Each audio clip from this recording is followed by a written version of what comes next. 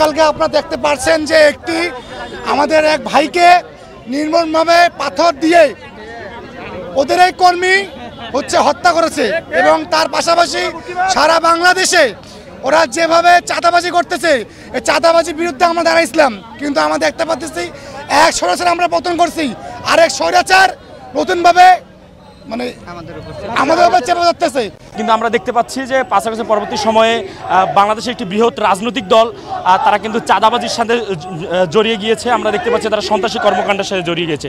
তার ধারাবাহিকতায় আমরা গত 2 দিন আগে আমাদের এক ভাইকে ঢাকায় নৃশংসভাবে হত্যা করেছে যুবদলের কয়েকজন কর্মী সমর্থক, তারা নৃশংসভাবে হত্যা করেছে এবং পাশাপাশি লক্ষ্য করেছি সন্ত্রাসী কায়দায় বিএনপির এক নেতাকে খুলনাও কিন্তু হত্যা করা হয়েছে।